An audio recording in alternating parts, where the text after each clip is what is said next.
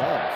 Cubs, boy, they've had an interesting week. They came into last weekend high off their victories in well, certainly in LA, but the Dodgers came to Wrigley and kind of kicked the shit out of them, and winning 3 out of 4. The one game that the Cubs took was an impressive beatdown and a 13-0 drubbing that had an incredible bid for a perfect game by Drew Smyly go awry in one of the most bizarre manners I've ever seen. You actually played a part in, I believe, in jinxing that perfect game as you Ah, sent me the yes. text Friday afternoon. Jinxes. You sent me that Friday afternoon. That's right. You said I didn't have that kind of power. Yes, that fortunately you do not have that kind of power. Just imagine if you did, like how fucked up this planet would be, Well, even the though Sox would be undefeated right now. so, As uh with the Giant. Well, no, that's not true. One of them would have had to lose because they played each other. this is why you should not have the power. Oh my God. I got to go back to the drawing board on this. I may have to step out. Yeah, you could think about that for a while. Drew Smyly had a perfect game going through 7 innings.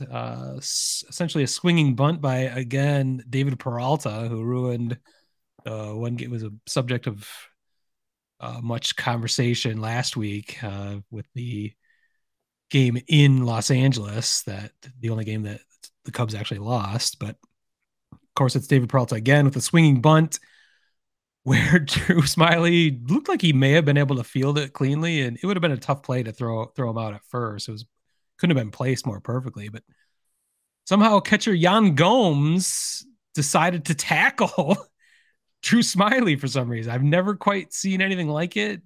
I mean, obviously it was a mistake. It was an accident.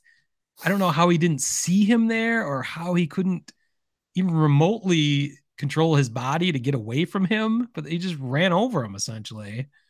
He's a little Uh, older. Maybe he just lost control of his yeah, parts. he didn't. He's still fast, but he doesn't have the same agility he once had. He's getting used to his old man body. I Doesn't don't have know. stopping power.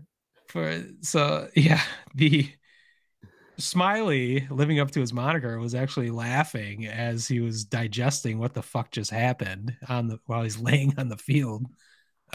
There's lots of pictures of him, where he's just like, I mean, he's not obviously not happy, but he's not blaming his teammate. It's just two guys going for the ball trying to make a play, but it looked so bad.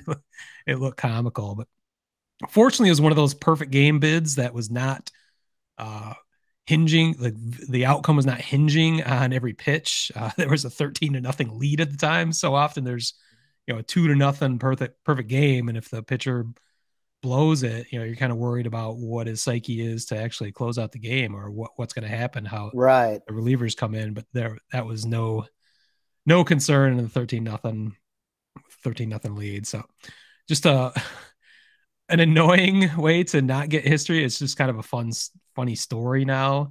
Yan Gomes played it up in the post game by wearing a Northwestern football helmet, which they just so happened to have in the locker room to Why do all not? his post game interviews. I think they even slapped a Cubs logo on the helmet. But Well, that'd make it look a little bit better. yeah, but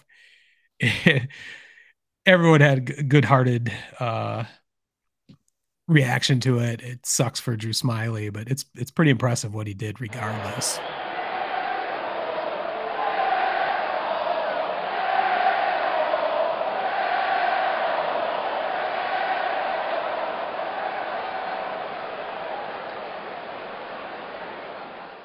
Word Hole Media.